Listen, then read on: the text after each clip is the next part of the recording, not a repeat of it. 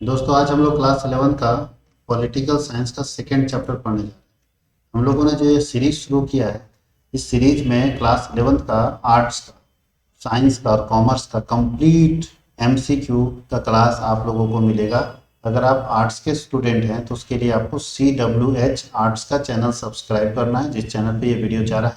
अगर आप साइंस के स्टूडेंट हैं तो आप CWH साइंस का चैनल सब्सक्राइब करेंगे, और अगर आप कॉमर्स के स्टूडेंट हैं तो CWH कॉमर्स का चैनल सब्सक्राइब करेंगे, जहां पे आपको सारा नोटिफिकेशन मिल जाएगा और सारी वीडियो आपके पास प्लेलिस्ट में सजा कर रखा हुआ है। आप वहां से फ्री ऑफ कॉस्ट देख सकते हैं। अगर आप चाहते हैं कि ऑनलाइन क्लास करें, अगर आप चाहते हैं घर बैठे आराम से पढ़ाई करें, कॉमर्स वर्ड हजारीबाग के साथ जुड़ना चाहते हैं, तो उसके लिए कॉमर्स वर्ड हजारीबाग का एप्लीकेशन प्ले स्टोर से इंस्टॉल कर लेना होगा। और साथ ही साथ कॉमर्स वर्ड हजारीबाग के एप्लीकेशन पे जो कोर्सेस अवेलेबल है, आपको वहाँ से परचेज कर लेना होगा। तो हमारे यहाँ लाइव क्लास का फायदा भी आप ले सकते हैं। हमारे यहाँ लाइव क्लासेस होते हैं, उसका रिकॉर्डेड वीडियो मिलता है, आपको PDF नोट्स मिलता है, MCQ नोट्स मिलता है, टेस्ट मिलता है, प्रीवियस ईयर क्वेश्चन का सॉल्यूशन मिलता है, और हम लोग क्वेश्चन बैंक अपने तरफ से बना कर देते हैं। ये सारा चीज़ आपको मिलेगा पूरे साल भर के लिए, एक सब्जेक्ट का केवल 1,000 रुपये फ्री में। तो केवल 1,000 रुपये आपको पे करना और साल भर सारे सब्जेक्ट की प्रिपरेशन आपको करना है। एक सब्जेक्ट का 1,000 के हिसाब से अगर पाँचों सब्जेक्ट आप खरीदते हैं तो 5,000 आपको पड़ेगा। तो अगर आप चाहते हैं कि मेरे पास अच्छा सुविधा हो, अच्छे से पढ़ाई हो, जैसे कि आप सामने देख रहे हैं स्क्रीन पे, आपको इस तरह से नोट्स मिलेगा। तो अगर आप चाहते हैं कि आपका प्रिपरेशन बहुत अच्छा हो, तो आप कॉमर्स वर्ड हजारीबाग के साथ जुड़िए और अपना फ़ायदा उठाइए। क्योंकि मेरा जो प्रयास है वो गांव के में बैठे हुए बच्चे को उस तरह का एजुकेशन मिलना चाहिए जिसका वो हकदार है। क्योंकि उसे उस तरह का एजुकेशन वहाँ पे नहीं अवेलेबल हो पाता है, चाहे जो भी कारण होगा। मैं चाहता हूँ कि उन तक अच्छी शिक्षा पहुँच जाए, यही मेरा लक्ष्य है और यही मेरा उद्देश्य है। इसलिए आप सभी लोगों के सामने हम लोग फिर से, ये फ्री ऑफ कॉस्ट चल रहा है यूट्यूब के ऊपर सीरीज, तो ये तो फ्री में आप देख ही सकते हैं। लेकिन आप चाहते हैं कि कंटिन्यूस लाइव क्लास सर के साथ लें, जहां आप अपने सवालों को भी पूछ सकते हैं, तो उसके लिए कॉमर्स वर्ड हजारीबाग का एप्लीकेशन इंस्टॉल कर लें। प्ले स्टोर में जाना है, कॉमर्स वर्ड हजारीबाग के नाम से एप्लीकेशन है, जिसको इंस्टॉल कर लेना। आज हम लोग चल रहे हैं चैप्टर 2 की तरफ। चैप्टर 1 मैंने कर दिया है। अगर आपका छूट गया तो आप यूट्यूब पे जाके देख सकते हैं चैप्टर 1। चैप्टर 2 मैंने आज मैं शुरू कर रहा हूँ। चैप्टर 2 जो हम लोगों का पॉलिटिकल साइंस का, मैंने कहा था कि पॉलिटिकल साइंस दो पार्ट में बटा हुआ है, पार्ट ए और पार्ट बी। तो हम लोग अभी चल रहे हैं पार्ट ए। क्या चल रहे हैं? Part A. और पार्ट ए में हम लोग चैप्टर 2 देख रहे हैं। चैप्टर 2 में है भारतीय संविधान में अधिकार, यानी भारतीय संविधान में आपको कौन कौन से अधिकार दिए गए। तो अधिकार क्या है? अधिकार बोलता है अधिकार वे हक है जो एक आम आदमी को जीवन जीने के लिए चाहिए। यानी एक आम आदमी को जीवन जीने के लिए जो चाहिए, उसी को हम लोग क्या बोलते हैं? अधिकार। अधिकार वे हक हैं जो एक आम आदमी को जीवन जीने के लिए चाहिए और जिसकी वो मांग करता है। वो हर व्यक्ति चाहता है कि हमको भी अधिकार मिले, मैं भी जीवन जी सकूं, मैं भी हर व्यक्ति की तरह अपने जीवन यापन कर सकूं। मुझे भी हर चीज़ का अधिकार होना चाहिए। शिक्षा का अधिकार, स्वतंत्रता का अधिकार, सामाजिक उन्मुक्तता का अधिकार, राजनीतिक अधिकार, ये सब होना चाहिए। तो बोलता है मोतीलाल नेहरू समिति ने 1928 में अधिकारों के एक घोषणा पत्र की मांग उठाई थी। 1928 में जब मोतीलाल नेहरू का समिति हुआ तो उसमें अधिकार की घोषणा पत्र की मांग उठाई थी कि अधिकार होने चाहिए। मौलिक अधिकारों का संरक्षक न्यायालय को बनाया गया है। सुप्रीम कोर्ट हमारे अधिकारों का संरक्षक है। हमारे अधिकारों को संरक्षित करने का काम सुप्रीम कोर्ट का है। मौलिक अधिकार निरंकुश या असीमित अधिकार नहीं है। मौलिक अधिकार जो है वो ऐसे अधिकार नहीं है जो असीमित है। ठीक है। सरकार मौलिक अधिकारों के प्रयोग पर औचित्यपूर्ण प्रतिबंध लगा सकती है। सरकार चाहेगी तो मौलिक अधिकारों के प्रयोग पर औचित्यपूर्ण जो है वो प्रतिबंध लगा सकती है। ऐसा नहीं कि असीमित है, कोई उसको रोक नहीं सकता मेरे अधिकार को, ऐसा नहीं है। नहीं तो फिर कोरोना के समय में सरकार बाहर जाने से रोक रही थी ना। कोई व्यक्ति बोलेगा कि मेरे पास स्वतंत्रता का अधिकार, हम खुल कहीं भी जा सकते नहीं। सरकार अगर चाहे तो आपके अधिकारों को कुछ समय के लिए रोक सकती है। भारत का संविधान 26 जनवरी 1950 को लागू हुआ है, सब जानते हैं। भारतीय संविधान के भाग 3 अनुच्छेद 12 से 35 तक मौलिक अधिकारों का वर्णन है। अनुच्छेद 12 से 35 तक जो है मौलिक अधिकारों का वर्णन है।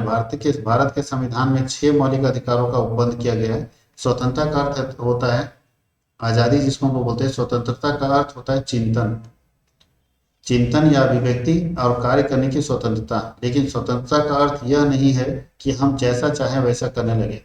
जीवन के अधिकार का अर्थ यह है कि व्यक्ति को आश्रय और आजीविका का भी अधिकार होना चाहिए।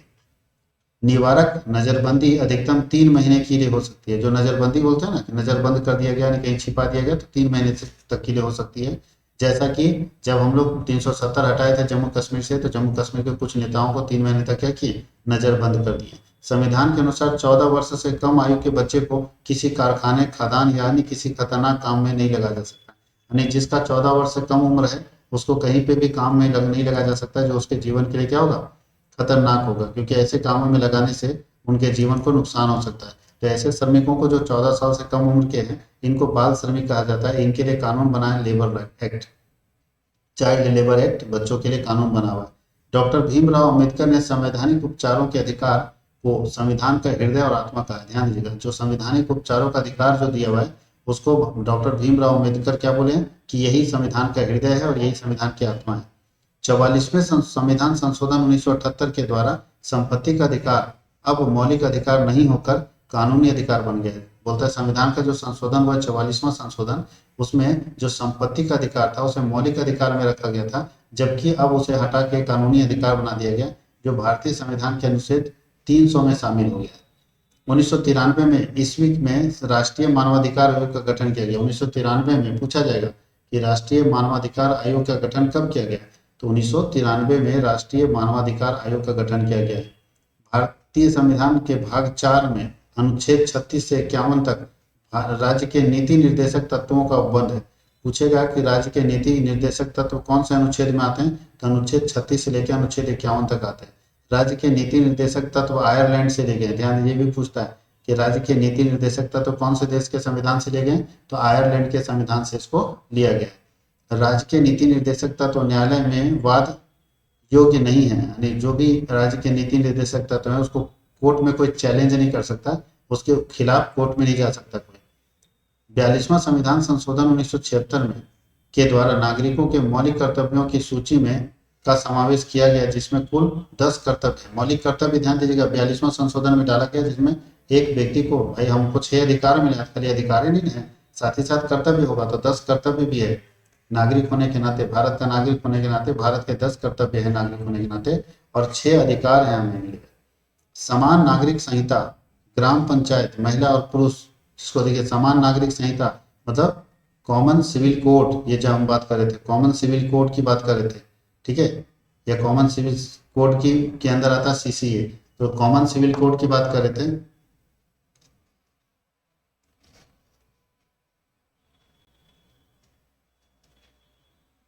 इसी के लिए सीए अब कानून बनाता है ना, कॉमन सिविल कोड के लिए। ग्राम पंचायत, महिला और पुरुष को समान कार्य के लिए समान वेतन, 6 महीने से कम आयु के बालकों के लिए प्रारंभिक शिक्षा, अंतर्राष्ट्रीय शांति को बढ़ावा देना, जन कल्याणकारी कार्य करना इत्यादि राज्य के नीति निर्देशक तत्व में शामिल है। दक्षिण अफ्रीका का संविधान दिसंबर 1996 में लागू हुआ। सोचिए कितना लेट से लागू हुआ, हम लोग तो 1950 में लागू करके रखे थे। अब हम लोगों को एमसीक्यू पढ़ना है, मल्टीपल चॉइस क्वेश्चन हम लोगों के पास दिया हुआ है, तो कुछ हम लोग मल्टीपल चॉइस क्वेश्चन देख लेते हैं। टोटल 30 मल्टीपल चॉइस क्वेश्चन आपके पास यहाँ पे दिया हुआ है, एक एक करके मल्टीपल चॉइस क्वेश्चन को देख लेते हैं, फिर हम लोग आगे बढ़ेंगे। सबसे पहला क्या लिखा है कि किस देश के संविधान में सर्वप्रथम मौलिक अधिकारों का समावेश किया गया, तो कौन सा देश का संविधान में सबसे पहले मोदी का फंडामेंटल राइट दिया गया था, तो अमेरिका के संविधान में सबसे पहले फंडामेंटल राइट डाला गया है। किसके संविधान में, अमेरिका के संविधान में। भारतीय जनता की अनिवार्य स्वतंत्रताओं का अधिकार पत्र निम्न में से किसे माना जाता है, किसे बोला जाता है कि स्वतंत्रता का अधिकार पत्र है, तो स्वतंत्रता का अधिकार पत्र मानने वाला को किसको बोलते हैं, तो मौलिक अधिकार ही स्वतंत्रता का उसका अधिकार पत्र है। संविधान द्वारा नागरिकों को प्रदत्त मूल अधिकारों की संख्या कितनी, तो मूल अधिकार कितने हैं, तो संविधान से मूल अधिकार 6 है, जो अभी हम लोग बात करते हैं। कर्तव्य कितने, 10 है। संवैधानिक संशोधन द्वारा संपत्ति को मौलिक अधिकार से हटाकर कानूनी अधिकार कब बनाया गया, 42वें संशोधन में बनाया गया, तभी पढ़े ना, 42वें संशोधन में बनाया गया। संपत्ति से हटाकर मौलिक अधिकार जो है 42वें संशोधन में ही, 44वें संशोधन में बनाया गया। 42वें संशोधन में नीति निर्देशक कर्तव्य है, ठीक है, 42वें संशोधन में कर्तव्य है, इसको 44वें संशोधन में बनाया गया। 42वें संशोधन में 10 कर्तव्य जोड़े गए हैं, तो इसका सी होगा, ठीक है।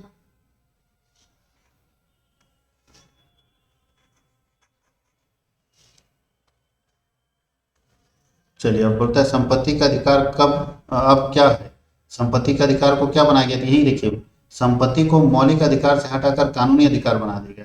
तो संपत्ति का अधिकार अब क्या है, कानूनी अधिकार होगा। यही तो साफ लिखा हुआ है कि कानूनी अधिकार अब बना गया। पहले जो संपत्ति का अधिकार होता था उसको कानूनी अधिकार बना दिया। भारतीय संविधान में नीति निर्देशक तत्व किस देश के संविधान से लिया गया था, अभी पढ़े, आयरलैंड के संविधान से लिया गया। अगर इसको ठीक से पढ़ेंगे ना तो आधा से अधिक इस पूरे पोर्शन से पूछा हुआ है। आगे लिखा है कि भारतीय संविधान के किस अनुच्छेद में नीति निर्देशक तत्वों का वर्णन किया गया। देखिए अभी यहाँ लिखा हुआ है 36 से लेकर 51 तक नीति निर्देशक तत्व, 36 से लेकर 51 तक भारतीय संविधान के अनुच्छेद 36 से लेकर 51 तक नीति निर्देशक तत्वों का वर्णन किया गया। नेहरू समिति ने अधिकारों का घोषणा पत्र किस वर्ष प्रस्तुत किया। नेहरू समिति जो है, नेहरू मतलब मोतीलाल नेहरू, मोतीलाल नेहरू ने अधिकारों का घोषणा पत्र किस वर्ष प्रस्तुत किया है। तो मोतीलाल नेहरू ने अधिकारों का घोषणा पत्र 1928 में प्रस्तुत किया। देखिए अभी हम लोग ऊपर पढ़े थे 1928, मोतीलाल नेहरू सबसे ऊपर ही होगा। देखिए यहाँ पे मोतीलाल नेहरू समिति ने 1928 में अधिकारों का घोषणा पत्र प्रस्तुत किया। तो 1928 किस वर्ष में भारतीय संविधान में धर्मनिरपेक्षता का शब्द का समावेश किया गया। धर्मनिरपेक्षता शब्द किस साल जोड़ा गया भारतीय संविधान में। तो 1976 में जोड़ा गया। कब जोड़ा गया, 1976 में जोड़ा गया था। राष्ट्रीय मानवाधिकार आयोग का गठन कब किया गया। राष्ट्रीय मानवाधिकार आयोग का गठन किया गया है 1993 में। राष्ट्रीय मानवाधिकार आयोग का गठन किया गया 1993 में। संविधान में मौलिक अधिकारों का संरक्षक किसे बताया गया। तो मौलिक अधिकारों का संरक्षक बताया गया कोर्ट को। कोर्ट मतलब न्यायपालिका, कोर्ट मतलब न्यायपालिका। जीवन और दैहिक स्वतंत्रता का संरक्षण किस अनुच्छेद में वर्णित है। कौन सा ऐसा अनुच्छेद है जो जीवन और दैहिक स्वतंत्रता का, तो अनुच्छेद 21 में ऐसा बात लिखा हुआ है। पुलिस किसी अभियुक्त को कितने घंटे के अंदर निकटतम न्यायाधीश के समक्ष प्रस्तुत करेगी। तो सब लोग जानते हैं कि कोई भी पुलिस जो है वो 24 घंटे के अंदर, अगर कोई पकड़ा जाता है 24 घंटे के अंदर उसे कोर्ट में प्रस्तुत करना पड़ेगा, नहीं तो 24 घंटे से ज़्यादा आप जेल में उसको नहीं रख सकते। निवारक नजरबंदी के तहत कितने दिनों के लिए व्यक्ति को गिरफ्तार किया जा सकता है। तो 3 महीने 90 दिन के लिए, 3 महीने तक आप नजरबंद कर सकते हैं। 3 महीने से ज़्यादा नजरबंद करने का ऑप्शन नहीं है। संविधान के अनुसार कितने वर्ष की उम्र के बच्चों को किसी कारखाने या फैक्ट्री में काम करने की इजाज़त नहीं। तो 14 साल से कम उम्र के बच्चे को काम करने की इजाज़त नहीं, उसके बाद वो काम कर सकता है। भारतीय संविधान के अनुच्छेद 32 में किस अधिकार का वर्णन किया गया। तो अनुच्छेद 32 कहता है, अनुच्छेद 32 संवैधानिक उपचारों का अधिकार बताता है। और अनुच्छेद 32 क्या बताता है, संवैधानिक उपचारों का अधिकार अनुच्छेद 32 में लिखा हुआ। अनुच्छेद 32 में लिखा है संवैधानिक उपचारों का अधिकार। आगे लिखा है कि भारत राज्य के नीति निर्देशक तत्व भारतीय संविधान के किस भाग में उल्लेखित है। तो जो राज्य के नीति निर्देशक तत्व है वो भारतीय संविधान के कौन से भाग में उल्लेखित है। तो चौथे भाग में उल्लेखित है। कहाँ पे उल्लेखित है, चौथे भाग में उल्लेखित है। मौलिक कर्तव्यों की सूची का समावेश किस संवैधानिक संशोधन द्वारा किया गया। मौलिक कर्तव्य किस संवैधानिक संशोधन द्वारा किया गया। तो मौलिक कर्तव्यों का समावेश जो है वो 42वें संशोधन द्वारा किया गया। जो अभी बताए थे 10 कर्तव्य है ना, 42वां। किनके विचारों से यह प्राप्त होता है कि अधिकारों में स्वतंत्रता और समानता दोनों निहित होनी चाहिए। किनका कहना था कि अधिकार का मतलब स्वतंत्रता और समानता दोनों होनी चाहिए। तो ये ज्योतिबा राव फूले।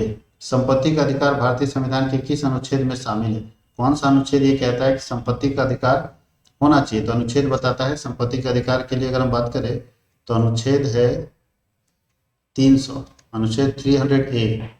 अनुच्छेद 300A जो है वो संपत्ति के अधिकार के बारे में बात करता है।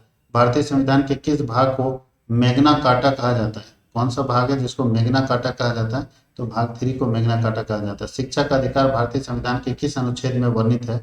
राइट टू एजुकेशन भारतीय संविधान के अनुच्छेद 21 में वर्णित है। अस्पृश्यता यानी छुआछूतकांत भारतीय संविधान के किस अनुच्छेद में वर्णित है। छुआछूतकांत भारतीय संविधान के अनुच्छेद 17 में वर्णित है। अनुच्छेद 21 को भारतीय संविधान में किस संशोधन के साथ जोड़ा गया। तो भारतीय संविधान में वह अनुच्छेद जो है 86वें संशोधन के द्वारा अनुच्छेद 21 को जोड़ा गया। 86वें संशोधन के द्वारा अनुच्छेद 21 को जोड़ा गया। डॉक्टर भीमराव अम्बेडकर ने भारतीय संविधान के किस अनुच्छेद को संविधान का हृदय कहा है। तो भीमराव अम्बेडकर जो है उस अनुच्छेद जो है 32 को हृदय और आत्मा का है। संविधान का हृदय और आत्मा अनुच्छेद 32 है। अनुच्छेद 29 और 30 किसका उपबंध है, किसके बारे में बात करता है। तो अनुच्छेद जो है 29 और 30 जो है वो संस्कृति और शिक्षा के अधिकार के बारे में बात करता है। कारखानों में बालक के नियोजन का प्रतिषेध भारतीय संविधान के किस अनुच्छेद में लिखा है। कौन सा अनुच्छेद कहता है कि कारखाना में बालकों का चाइल्ड लेबर काम नहीं कर सकते। तो चाइल्ड लेबर काम नहीं कर सकते वो बताता है अनुच्छेद कौन सा है, अनुच्छेद बताता है 24। अनुच्छेद 24 के तहत कोई भी चाइल्ड लेबर काम नहीं कर सकता। अनुच्छेद 24 के तहत धार्मिक स्वतंत्रता का अधिकार संविधान के किस अनुच्छेद में वर्णित है, तो धार्मिक स्वतंत्रता का अधिकार जो है संविधान के 25 से लेकर 28 तक वाले अनुच्छेद में वर्णित है। मानव के दुर्व्यवहार और बालक श्रम का प्रतिषेध किस अनुच्छेद में वर्णित है, मानव के साथ दुर्व्यवहार नहीं कर सकते और चाइल्ड लेबर से काम नहीं करा सकते, ये अनुच्छेद 23 कहता है। अनुच्छेद 23 कहता है सार्वजनिक पद पर कोई व्यक्ति अवैध रूप से आसीन हो तो कौन रिट जारी कर सकता है। अगर कोई व्यक्ति अवैध गलत तरीके से संवैधानिक पद पर बैठा हुआ है तो रिट जारी करने का कौन है, अधिकार परीक्षा रिट जारी कर सकता है। इसमें हम लोग चलेंगे very short answer type question. मूल अधिकार आवश्यक क्यों है, तो बोलता है नागरिकों के संपूर्ण विकास के लिए मूल अधिकार आवश्यक है। नागरिकों के संपूर्ण विकास के लिए मूल अधिकार की आवश्यकता है। मूल अधिकार की रक्षा किस अधिकार से होती है, तो मौलिक अधिकारों की रक्षा संवैधानिक उपचार के अधिकार से होती है। जो हमारे मूल अधिकार है, मौलिक अधिकार, उसकी रक्षा होती है संवैधानिक उपचारों के अधिकार से होती है। भारतीय संविधान में कौन सा मूल अधिकार को निरस्त किया गया है, भारतीय संविधान में कौन ऐसा मूल अधिकार है जिसको हटा दिया गया, तो संपत्ति के अधिकार को हटा दिया गया और इसको कानूनी अधिकार बना दिया। संविधान के किस भाग में मौलिक अधिकारों का उल्लेख किया गया, तो संविधान के भाग 3 में मौलिक अधिकारों का उल्लेख किया गया। भारतीय संविधान के कौन से अनुच्छेद में मूल कर्तव्य में दिए गए हैं, तो भारतीय संविधान के अनुच्छेद 51 में मूल कर्तव्य दिए गए हैं। भारतीय संविधान में कितने मौलिक कर्तव्यों का उल्लेख है, तो 11 मौलिक कर्तव्यों का उल्लेख है। 11 मौलिक कर्तव्यों का उल्लेख है। आगे लिखा है राज्य के नीति निर्देशक तत्वों का वर्णन संविधान के किस भाग में, तो संविधान के भाग 4 में। राज्य के नीति निर्देशक तत्वों का वर्णन संविधान के भाग 4 में। भारतीय संविधान के नीति निर्देशक तत्व किस देश के संविधान से लिए गए, तो नीति निर्देशक तत्व जो है आयरलैंड के संविधान से लिए गए। संविधान में मूल अधिकार का संरक्षक किसे बताया गया, तो मूल अधिकार का संरक्षक सर्वोच्च न्यायालय को बताया गया, सुप्रीम कोर्ट को। राष्ट्रीय मानवाधिकार आयोग का गठन कब किया गया, तो 12 अक्टूबर 1993 को राष्ट्रीय मानवाधिकार आयोग का गठन किया गया। 12 अक्टूबर 1993 को राष्ट्रीय मानवाधिकार आयोग का गठन किया गया। तो ये पीडीएफ भी अगर आप चाहते हैं सर सारे लोग, तो पीडीएफ हमारे एप्लीकेशन में डाला हुआ है, आप हमारे फ़ोन नंबर पर कांटेक्ट कर सकते हैं। इस वीडियो के डिस्क्रिप्शन में भी मेरा नंबर आपको दिखेगा और आप मुझे कांटेक्ट कर सकते हैं। मेरे एप्लीकेशन में भी मेरा नंबर दिखेगा। तो मेरा ऐप इंस्टॉल कर लीजिए, commerce world Hazaribagh play store से, अगर आप और पढ़ना चाहते हैं और जानकारी लेना चाहते हैं तो। वैसे हम लोग चैप्टर बाय चैप्टर ये जो सीरीज हम लोग शुरू किए हैं ये तो आपके पास जाएगा ही जाएगा, ये सारा सीरीज आपके पास रहेगा। आप चैप्टर बाय चैप्टर इसको ठीक कर सकते हैं। इसके अलावा हम लोग 12th के लिए भी, अभी ये तो 11th है, हम लोग 12th के लिए भी जारी कर रहे हैं और 12th के लिए भी हम लोग प्रिपरेशन शुरू कर दिए ताकि आपको उसका फायदा मिल सके। तो चलिए हम लोग फिर मिलते हैं चैप्टर 3 में अगले क्लास में। धन्यवाद।